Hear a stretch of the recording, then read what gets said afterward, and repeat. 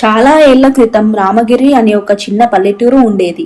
ఆ ఊరి చివరన ఒక పెద్ద చెరువు ఉండేది. దాని పేరు గంగమ్మ చెరువు. ఆ చెరువు చుట్టూ దట్టమైన చెట్లు ఉండేవి. ఆ చెరువుకి ఒక చీకటి కథ ఉంది. అమావాస్య రోజు రాత్రి ఆ చెరువులో ఒక బంగారు పద్మం వికసిస్తుంది. దాన్ని తాకాలని చూస్తే చెరువులో ఉన్న జలదేవత వారిని లోపలికి లాగేసుకుంటుంది అని పెద్దలు చెప్పేవారు. దీనివల్ల సాయంత్రం 6 దాటితే ఎవరూ ఆ చెరువు వైపు వెళ్లేవారు కాదు. ఆ ఊరిలో రంగన్న అనే ఒక పేద రైతు ఉండేవాడు. రంగన్నకు ఒక చిన్న కొడుకు, పేరు సిద్ధు. సిద్ధు చాలా చురుకైనవాడు. ఒకరోజు రంగన్న తన ఆవును వెతుక్కుంటూ అమావాస్య సాయంత్రం చెరువు వైపు వెళ్ళాడు.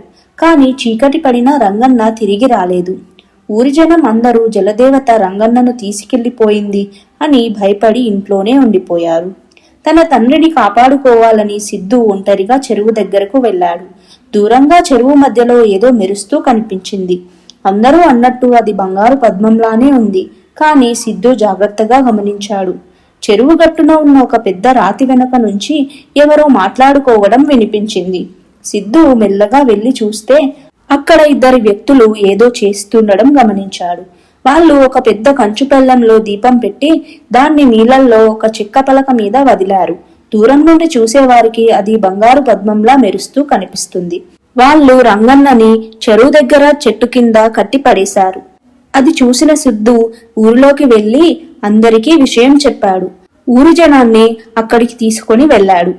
దొంగలు పారిపోవాలని చూశారు. కాని ఊరి జనం వాళ్లను పట్టుకున్నారు. రంగన్నను రక్షించారు. నిజానికి ఆ దొంగలు దొంగతనం చేసిన నగలను, నాణ్యాలను చెరువు పక్కన గుహలో దాచిపెట్టారు. జనం ఎవరూ అక్కడికి రాకుండా ఉండటానికి ఈ బంగారు పద్మం, జలదేవత అనే కట్టుకథను పుట్టించారు. చిన్నవాడైనా అతని నాన్న మీద ఉన్న ప్రేమతో సిద్ధు చూపిన ధైర్య సాహసాలు చూసి అందరూ మెచ్చుకున్నారు. ఈ కథ మీకు నచ్చినట్టయితే లైక్ చేయండి. ఇలాంటి మరిన్ని వీడియోస్ కోసం ఎథ్నిక్ టూన్స్ ఛానల్ని సబ్స్క్రైబ్ చేసుకోండి.